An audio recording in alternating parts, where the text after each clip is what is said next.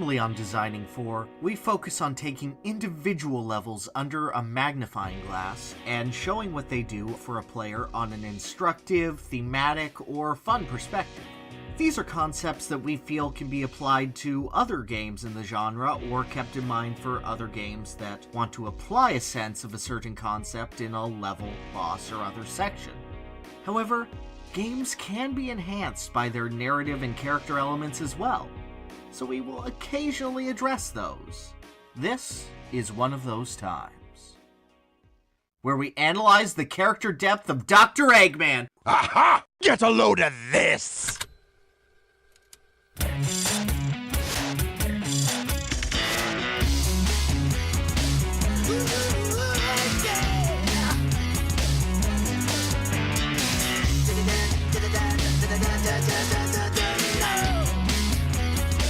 Dr. Ivo, Eggman Robotnik, is one of gaming's most prolific villains. Arch nemesis of Sonic the Hedgehog, enslaver of worlds, master of time and space, feminist, professional chow breeder, and Olympic athlete. Eggman has accomplished much in his nearly 3-decade career as a bad guy. It's that nearly 30 years of villainy that's exceptionally impressive, as Eggman remains one of the few villains of his era with mainstream appeal. He can keep coming back, and not only fulfill roles, but excel in them. In all of his incarnations, Dr. Eggman is a villain designed for longevity. A villain's villain who goes past the confines and trappings of his game to become a remarkable character. Even his contemporary and fellow gaming great, Bowser, must bow his head to the Eggman.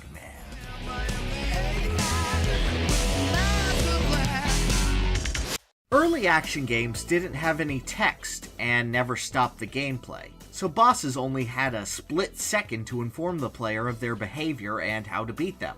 Bowser is big and spiky, so it makes sense that you have to look toward the environment rather than jumping on him. Bubble Man looks like a nerd and a loser, so he probably takes more damage and is easier to beat. Eggman's earliest key to success is his design, and more importantly, how it lends itself to Sonic's fast pace. Dr. Eggman, in simple words, is a rotund bald guy with a big mouth inside of a robot. No way! I can't believe this! These three elements, round, expressive, and part of something larger, were the necessary tools that made Eggman an effective boss. Eggman is a cocky, round centerpiece to a larger threat, letting the player correctly assume, if I hit him with my spiky body, it'll hurt him. And when you do, he makes a funny expression, letting the player know, yeah, I did good jumping into this old man's face. Let's do it again. While this seems like a very simple concept, you'd be surprised at just how many games struggle with this idea. Agahnim from A Link to the Past is a frail wizard, yet your sword does nothing to his body and his weakness is his own magic. Dr. Wily's weaknesses in Mega Man 2 don't really make any logical sense, and change halfway through the fight while the player is already adapting to a new attack pattern.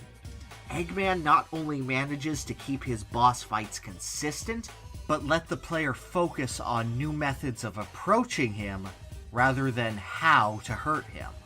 A puzzle which is better left out of a simple, fast action game like Sonic.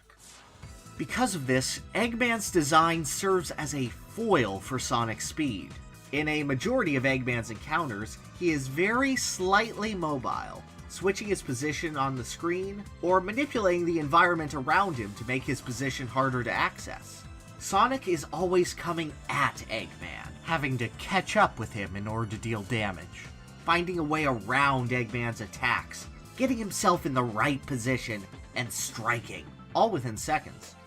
Contrast to Bowser, who requires Mario to either collect an object, solve a small puzzle, or actually tell Mario how to beat him so that Mario doesn't get confused. None of these really reflect Mario's obstacle course gameplay, and wouldn't until later installments, leaving a difference in approach between how Mario handles levels and how Mario handles bosses. Sonic doesn't really have that issue. He's in your face and all about going fast at the right moment, learning patterns and optimizing it for the cleanest ride through. And this has evolved to this day to keep Sonic's gameplay consistent. Of course, Dr. Robotnik would be seen as just a relic of nostalgia if he couldn't update to the modern age. While gameplay may endear a character to a specific concept or ideology, the spoken word does wonders to enhance a character into something truly beloved. Sonic has gone through many different interpretations over the years, and Eggman has been there for almost every one of them. However, the Sonic character tends to remain fairly similar through his incarnations, while Eggman can evolve and change dramatically. Just look at early Sonic cartoons for proof positive of that. Despite Sonic himself being basically the same character portrayed by the same actor, one Robotnik is a goofy, off-the-wall bumbler who exists to be ridiculous, and the other is a diabolical world conqueror whose only weakness is his own egotism. While clearly going for different themes and approaches, both of these stay true to Eggman's core traits. An egotist relying on his brilliance to get by, thwarted by his own hubris and single-minded fury against Sonic. This kind of flexibility is kept true through various incarnations of the series. Need a guy to enslave an entire planet and be credible as the main villain? Eggman's your guy. Need your villain to take a back seat to the greater threat but maintain a constant presence? There's an egg for that. Sonic become more sarcastic and needs a verbal sparring partner on a more relaxed, personal, and petty level? Do you guys hang out a lot, or are you actually frenemies? Oh, that's preposterous. We're enemies. Mortal enemies. Oh, hey, Sonic, you want any of the leftover chili dogs, by the way? I'm grabbing one from the fridge. Oh, yeah, sure, man, thanks. Oh, anyway, yeah, total mortal enemies. Enemies. Thanks, SEGA. That was really good. Adapting past a single story is one of the hardest things for gaming villains to do, which is unfortunate in such a sequel-dominated market. Pyramid Head, GLaDOS, Andrew Ryan, Revolver Ocelot, The Elusive Man, Gruntilda Winky Bunyan, Sarah Kerrigan. All absolutely fantastic villainous presences in their original games or multi-game sagas. However, many of them are only designed for their singular story in mind, leaving their appearances in future games ringing hollow or leaving a lot to be desired as they share spotlight with other villains. Others require a change to fit the parameters of a sequel, losing some aspects that made them so memorable in the first place and removing their mystique, even if they make a return to prominence in a later title. And then some just have a bad writing day, and due to their complex morals and motivations, it ends up watering them down considerably. Villains who do span multiple games will often repeat motivations, making them feel very stale. Bowser will almost always kidnap a princess. Ganon possesses some stuff and then revives. Sephiroth says some cryptic stuff to Cloud and then loses a fight. Wesker wants to stick viruses into people and see what weird zombies come out. Andross is... I have experience fighting giant space faces. That look like Andross! Oh my god! To see you again. Shut up!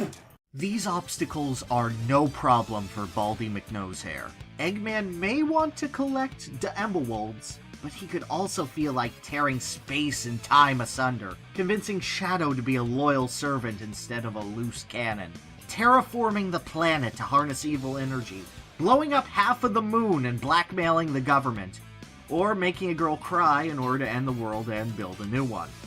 And although he can be exceptionally bumbling in one incarnation and take himself very seriously in another, there's always a consistency to his character. He is always egotistical, always hammy, and follows his own plan and pathway, even if he goes against other villains to do so. There is never a time where Eggman feels out of place or out of character, no matter what actions he's performing. And with a 30-year resume, that's something to be commended. Even his playable appearances reflect this. His Sonic Adventure 2 appearance has him performing story actions in direct opposition to Sonic. the player having to do decidedly bad and villainous things with no real ulterior motive. When he teams with Sonic or helps Sonic, it's almost always to correct a mistake he's made or otherwise assert himself. There's no for the greater good with Eggman. He is in it for himself to the end, and his rigid selfishness darkens even his brightest moments. Dr. Eggman is a villain through and through, and is an invaluable asset to Sonic as a franchise for his ability to fill any role thrown at him and not feel out of place. No matter which way the Sonic franchise turns, no matter what stupid animals are thrown in for no reason, Eggman will be there to steer it to a level of familiarity to keep the franchise grounded. The Eggman Empire will never truly die, and its leader will remain the perfect antagonist to Sonic for years to come. And that is how you design for longevity.